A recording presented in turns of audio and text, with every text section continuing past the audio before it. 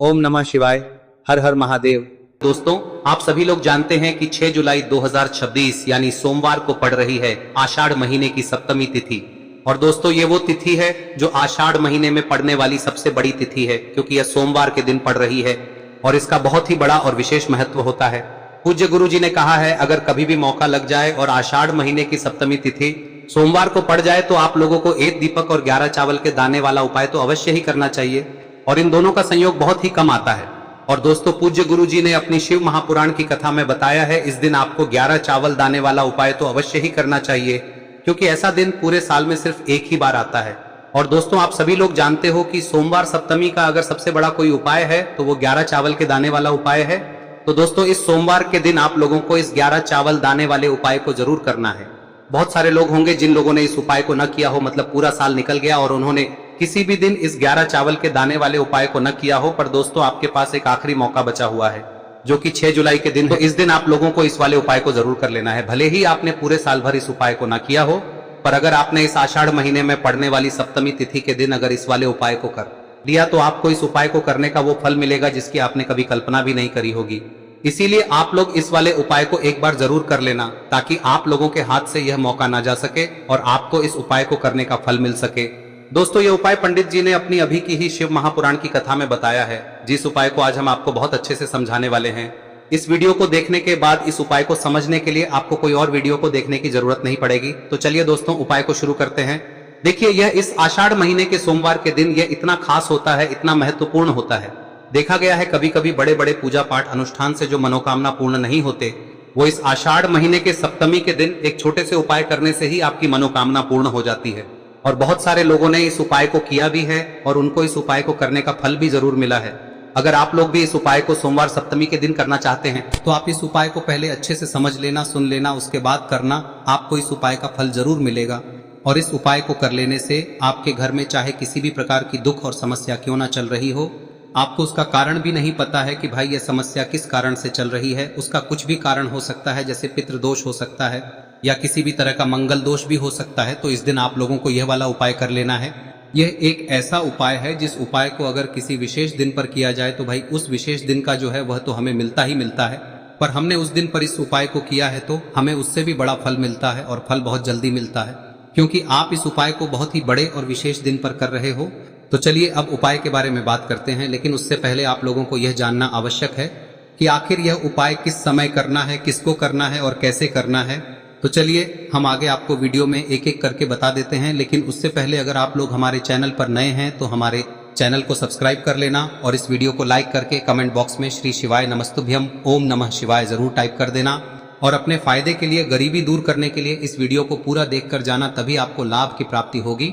यदि आज आपने वीडियो को बीच बीच में से देखा, काट काट कर देखा, तो आपको जीवन में कभी सफलता हासिल। तो दोस्तों, इस 11 चावल के दाने वाले उपाय को हमें इस सोमवार के दिन कैसे करना है, किसको करना है, किस समय करना है और कहां पर करना है, ये सारे सवालों के जवाब आपको इस वीडियो में मिल जाएंगे। और जो ये वीडियो देखेगा भाई, उसको 11 चावल के दाने वाला उपाय जरूर करना चाहिए, क्योंकि इस दिन एक चावल के दाने का भी बहुत ही बड़ा और विशेष महत्व होता है। और जब बात आ जाए 11 चावल के दाने की, तो ये सोने पे सुहागा वाली बात हो जाती है, और ये एक बहुत ही बड़ा उपाय हो जाता है इस सोमवार सप्तमी तिथि का। अब दोस्तों, इस 11 चावल के दाने वाले उपाय को आखिर करना किसको है, सबसे पहले हम लोग वो बात जान लेते हैं।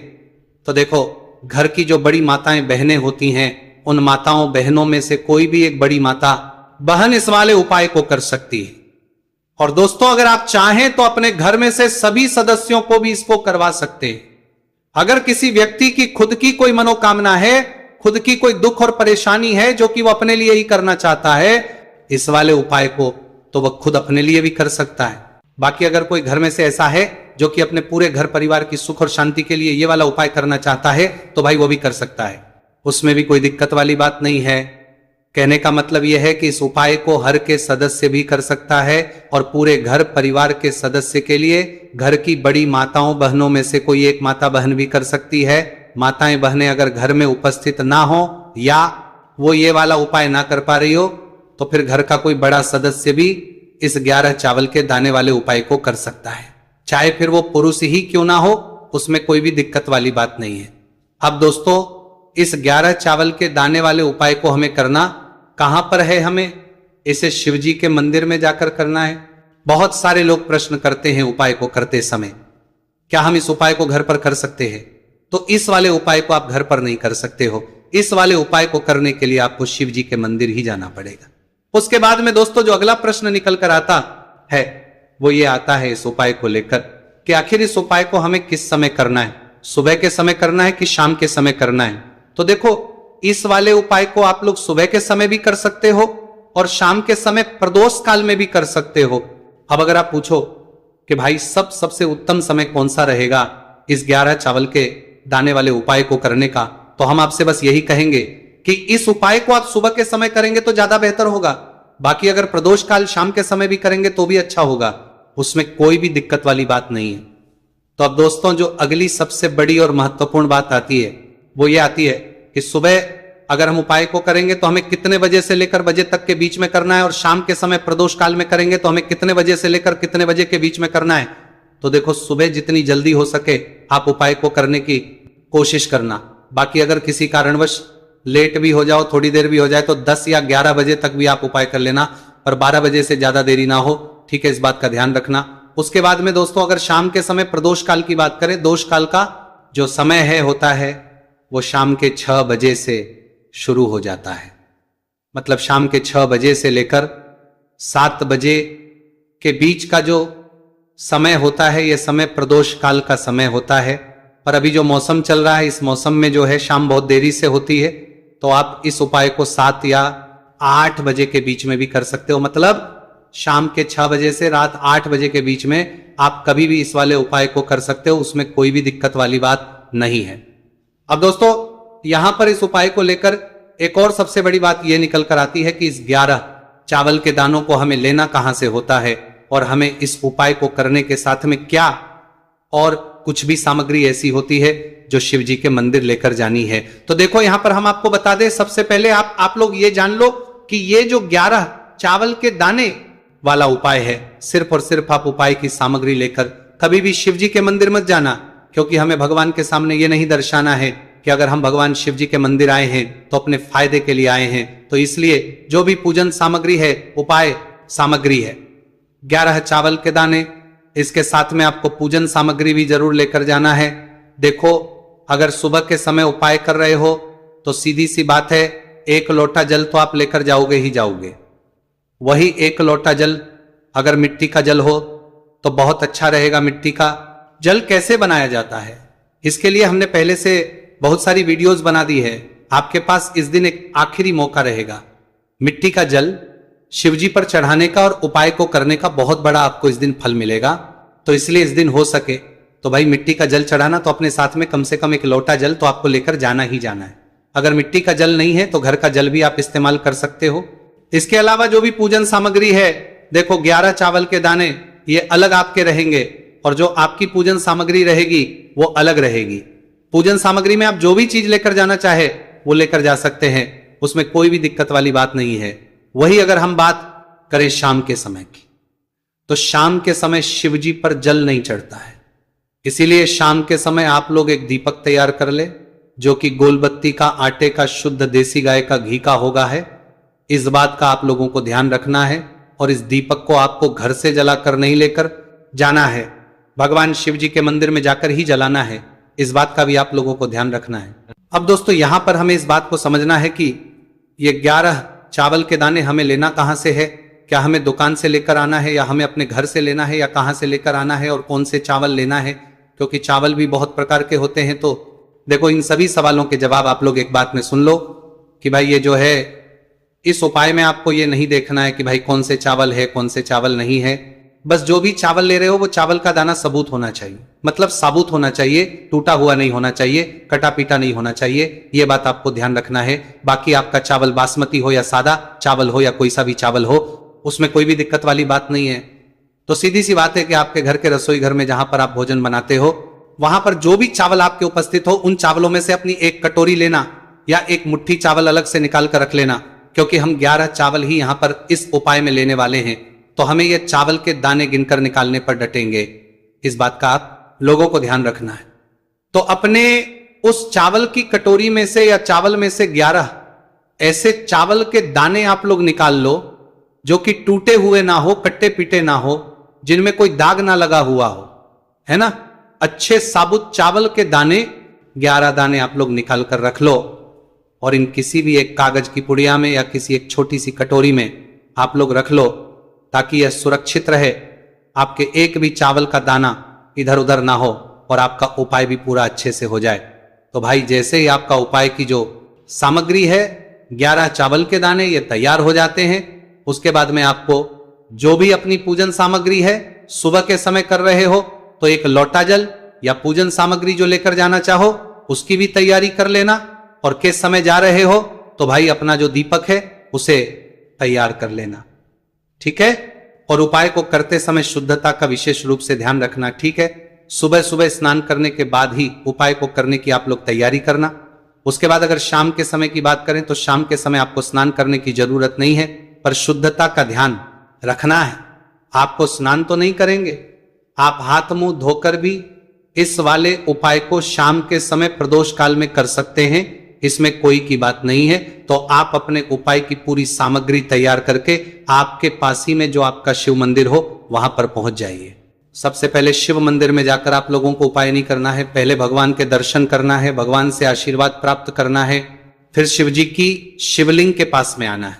शिवलिंग के पास में आने के बाद आप जो पूजन सामग्री लेकर आए हुए हैं, जैसे कि सुबह गए हुए होंगे तो एक लोटा जल और जो भी पूजन लेकर आए हैं आप उनसे भगवान शिव जी की पूजन कीजिए। सबसे पहले तो एक लोटा जल ही चढ़ेगा, उसके बाद में आपकी पूजन सामग्री चढ़ेगी। उसके बाद में अगर दोस्तों शाम के समय अगर आप इस उपाय को कर रहे हो तो अपने साथ में कम से कम एक जो दीपक है गोलबाती का जो आप अपने साथ में लेकर गए हो, उस दीपक को मंदिर में जाकर अपनी माचिस से जलाना है और उस दीपक को शिवलिंग के पास में रखना है, ठीक है। इस दीपकों के बाद ही आप लोगों को अपना ये वाला उपाय शुरू करना है, और दीपक को ज्यादा पास में मत रखना, वैसे भी गर्मी पड़ रही है, भगवान शिव जी को आंच नहीं लगनी चाहिए, है ना। तो भाई जैसे ही आपकी पूजा अर्चना हो जाती है आप भगवान शिव जी को प्रसन्न कर लेते हैं। उसके बाद में शिवलिंग के पास ही में आप कहीं पर बैठ जाइए, सामने या आसपास जिस जगह पर आपको बैठना हो वहां पर बैठ जाइए और अपने वो 11 चावल के दाने अपने सामने निकाल कर रख लीजिए, क्योंकि अब यहां पर करने की आपको तैयारी करना है। और इस तरीके से जब आप उपाय करेंगे पूजन सामग्री करने के बाद, पूजन अर्चना करने के बाद, तो आपको उपाय का फल बहुत जल्दी और बहुत बढ़ा होकर मिलेगा। तो अपने 11 चावल के दाने अपने सामने निकाल कर रख लेना, और ये जो उपाय है ये आपकी सीधे हाथ की हथेली से होगा, इसलिए इस बात का भी विशेष रूप से ध्यान रखना है। तो सीधे हाथ की हथेली का प्रयोग करके ही आप लोग अपना इस वाले उपाय को करना। अपने सामने जो भी आपकी कागज की पुड्डियां हैं उसको रख लो, या कटोरी है तो भाई उसे अपने सामने रख लो और अपने वो 11 चावल के दाने निकाल लो, ठीक है। उसके बाद में दोस्तों अब आपको क्या करना है कि शिवलिंग आपके सामने होगी, तो आपने वो 11 चावल के दाने एक एक करके आपको शिव जी के शिवलिंग के ऊपर चढ़ाना है। कहां पर चढ़ाना है? शिवलिंग के ऊपर चढ़ाना है, और कहीं पर भी नहीं चढ़ाना है, आपको अपने हथेली से शिवलिंग के ऊपर चढ़ना है। भले ही फिर वो अपने आप जलाधारी पर गिर जाए या मतलब वहीं पर गिर जाए, उसमें कोई दिक्कत वाली बात नहीं है, पर आप चढ़ाओ शिवलिंग के ऊपर ही। तो आपको क्या करना है, अपना पहला चावल उठाना है, श्री शिवाय नमस्तुभयम बोलना है और शिवलिंग पर चढ़ा देना है। इसी तरीके से दूसरा चावल का दाना उठा है, शिवलिंग पर चढ़ाना है और मंत्र बोल देना है, और फिर तीसरा चावल का दाना उठाना है, श्री शिवाय नमस्तुभयम बोलना है और चढ़ा देना है। इसी प्रकार से आपको पूरे 11 चावल के दाने एक एक करके शिवजी के शिवलिंग के ऊपर चढ़ाना है और भगवान से प्रार्थना करते जाना है। मतलब प्रार्थना तो आपको आखिरी में करना है, पर हर एक के दाने को चढ़ाते समय श्री शिवाय नमस्तु भयम जरूर बोलना है। उसके बाद ही में ये चावल का दाना शिवलिंग के ऊपर आपको चढ़ाना है। जैसे ही आपके 11 चावल के दाने शिवलिंग के ऊपर जाते हैं तो भाई उसके बाद में आपको क्या करना है, भगवान से अपनी मनोकामना बोलना है। मनोकामना भी कब बोलना है? जब आपका 11 चावल का दाना आपके सीधे हाथ की हथेली में हो और आप उसे चढ़ाने के लिए जा रहे हो, श्री शिवाय नमस्तु भयम बोलकर उस आखिरी चावल के उस शिवलिंग के ऊपर चढ़ा देना और भगवान से फिर अपनी वह मनोकामना बोल देना। जिस मनोकामना के लिए आप लोग अपना ये वाला उपाय कर रहे हो, जिस भी दुख और परेशानी के लिए आप लोग अपना ये वाला उपाय कर रहे हो, उसके बाद में जैसे ही आप अपनी मनोकामना बोल देते हो आपका ये वाला उपाय पूरा हो जाता है। पर दोस्तों उपाय को करने के बाद आप लोगों को 2 मिनट भगवान शिव जी के मंत्र का जाप जरूर करना है। और मंत्र का जाप करने के बाद भगवान एक और बार प्रार्थना करना है अपनी मनोकामना के लिए या अपनी जो भी दुख और परेशानी है उसके लिए। इसके बाद में आप लोग भगवान को देखकर भगवान से प्रार्थना करके उनसे आशीर्वाद लेकर वहां से उठ सकते हैं और अपने घर पर जा सकते हैं। बस दोस्तों, यहां पर यह वाला उपाय पूरा हो जाता है। इस तरीके से जो भी व्यक्ति छोटी छोटी चीजों का ध्यान रखते हुए इस 11 चावल के दाने वाले उपाय को करेगा, निश्चित सी बात उसे उसकी मनोकामना जल्द ही पूर्ण होगी और जो भी दुख और परेशानी है वो भी बहुत ही जल्दी दूर होंगे। और दोस्तों, अगर चल रहा हो है लेकिन अचानक से ही उनके घर में ऐसी दुर्घटनाएं हो जाती हैं कि सालों का मतलब पीढ़ी दर पीढ़ी चला आ रहा, उनका बिजनेस भी चौपट हो जाता है। जो व्यापार उनका बहुत दिन दुनी रात चौगल की कर रहा था, उस व्यापार पर ताले लग जाते हैं। ऐसी क्रियाएं कभी कभी शत्रु करवा देते हैं, विशेषकर जो गुप्त शत्रु होते हैं। ऐसे दुश्मन, ऐसे शत्रु जिनके बारे में कुछ भी लोगों को नहीं पता होता है कि उनके साथ ये सब कुछ करवा कौन रहा है, कौन है जो उनके धन को हड़पने की कोशिश कर रहा है या उनके व्यापार को खराब कर रहा है। अब देखिए, शत्रु चाहे तो आपके ऊपर पीठ पीछे वार कर रही हैं, मतलब आपको कुछ भी नहीं पता है कि आपके साथ ये सब कुछ कर कौन रहा है। या फिर कोई एक ऐसा व्यक्ति है या दो ऐसे व्यक्ति हैं या दो से अधिक ऐसे सदस्य आपके जीवन में हैं, लोग हैं जो आपको बर्बाद कर रहे हैं। आपके व्यापार पर नजर रखी हुई है कि कैसे करके इनका व्यापार हड़पे या कैसे करके इनके व्यापार को चौपट करे, या आपके घर पर, संपत्ति पर, उस पर उनकी बुरी नजर है। किसी भी तरह से अगर आपको शत्रु परेशान कर रहे हैं तो काली मिर्च का उपाय घर बैठे करें और देखें शत्रु कैसे जड़ से समाप्त हो जाएंगे। दूसरी चीज कि शत्रु का किया कराया दूर हो जाता है जब आप इस उपाय को करते हैं। उपाय इतना सरल है कि इसे करने में आपका रुपए खर्च नहीं होने वाला है। काली मिर्च तो हर व्यक्ति के रसोई घर में होती ही है और सिर्फ आपको काली मिर्च से उपाय को करना है। दूसरी चीज कि इस उपाय को करने के लिए आपको कहीं जाना नहीं है, घर बैठे उपाय करना है और घर बैठे ही आप अपने जीवन से अपने शत्रु को पूरी तरह समाप्त कर सकते हैं। मतलब जो शत्रु है ना, उनकी पूरी शत्रुता निकल जाएगी, सारी अकड़ निकल जाएगी। जब आप इस उपाय को करेंगे, शत्रु आपको परेशान करने से पहले ना 100 बार सोचेंगे, बल्कि आपको परेशान कभी भविष्य में नहीं कर पाएंगे। जब आपने ये उपाय कर लिया तो स्त्री पुरुष कोई भी इस उपाय को कर सकता है।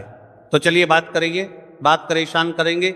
जब आपको परेशान करेंगे, लेते हैं उपाय की। देखिए, सबसे पहले तो आपको काली मिर्च के दाने यहां पर लेने हैं। कितने दाने लेने हैं? जितने दाने आपके शत्रु के नाम में है।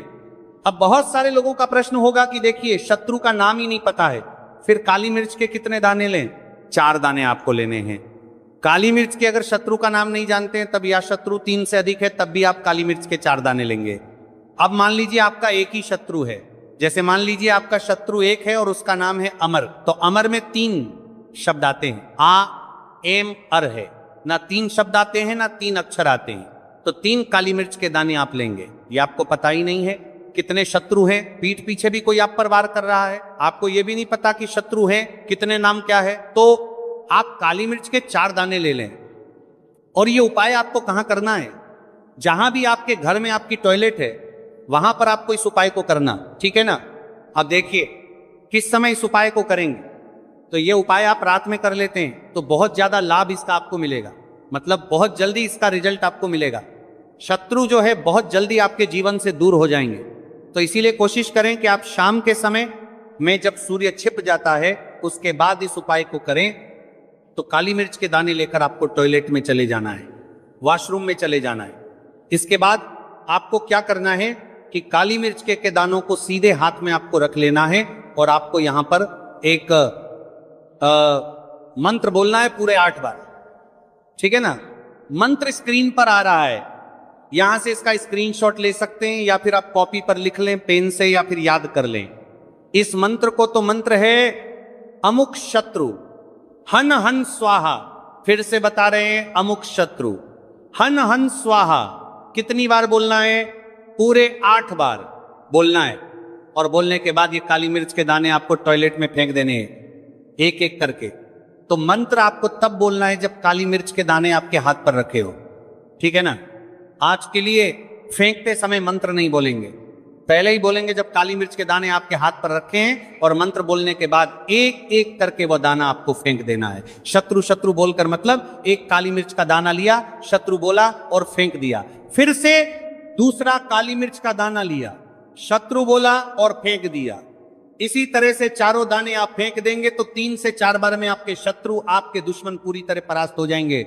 मतलब ज्यादा से ज्यादा आपको 4 बार ही इस उपाय को करना पड़ेगा। और आप देखेंगे कि जिन शत्रुओं से आप इतना परेशान थे वह तो काली मिर्च के इस उपाय से जरा देर में दूर हो गए। तो कोई भी इस उपाय को कर सकता है, और करें और इसका चमत्कार देखें। अब बात करते हैं अगले उपाय, और देखो ये उपाय आपके लिए सर्वश्रेष्ठ होने वाला है। देखिए, इस उपाय के लिए आपको मात्र 5 हरे मूंग के दाने ले लेना है। देखिए तिथि है और यह सोमवार के दिन पड़ रही है, इसीलिए आपको 5 हरे मूंग के दाने लेना है। हरे मूंग के दाने आपको साबुत लेने हैं, खंडित नहीं होने चाहिए, इस बात का ध्यान रखें। और इसी के साथ में आपको एक तांबे के पात्र के अंदर अपने घर से शुद्ध जल ले लेना है। अब दोस्तों, इन सभी सामग्रियों को लेकर के आपको सीधे पहुंच जाना है भगवान शिव के मंदिर में। देखिए, इस उपाय को भी आप सुबह भी कर सकते हैं और शाम के समय में भी कर सकते हैं। देखिए, भगवान शिव के मंदिर में पहुंचने के बाद आपके पास जो 5 हरे मूंग हैं, उनमें से पहला जो हरा मूंग है, आपको शिवलिंग के सामने जो नंदी महाराज होते हैं और उनका जो पैर उठा हुआ होता है, वहां पर आपको पहला हरा मूंग समर्पित कर देना है। और आपको ओम नमः शिवाय इस मंत्र का जाप कर लेना है। फिर आपको दूसरा हरा मूंग लेना है, और शिवलिंग पर जो श्री गणेश जी वाला स्थान होता है, वहां पर आपको यह दूसरा हरा मूंग समर्पित कर देना है। यानी कि शिवलिंग के सीधे तरफ आपको यह दूसरा हरा मूंग समर्पित करना है। और फिर आपको ओम नमः शिवाय या फिर श्री गणेशाय नमः इस मंत्र का जाप कर लेना है। तीसरा, हरा मूंग का दान आपको भगवान शिव की सबसे प्रिय पुत्री माता अशोक सुंदरी वाले स्थान पर समर्पित करना होगा। शिवलिंग की जो जलाधारी होती है, जहां से जल बह के आता है, उसी जलाधारी के बीच में जो कहीं न कहीं उठी हुई लाइन होती है सांप की आकृति के रूप में, वहीं पर आपको तीसरा हरा मूंग समर्पित करना है। और फिर आपको ओम नमः शिवाय इस मंत्र का जाप कर लेना है। अब दोस्तों, चौथा जो हरा मूंग है, उसे आपको भगवान कार्तिकेय जी का जो स्थान होता है शिवलिंग पर, वहां पर आपको ये चौथा हरा मूंग का दाना समर्पित कर देना है। और आपको ओम नमः शिवाय इस मंत्र का जाप कर लेना है।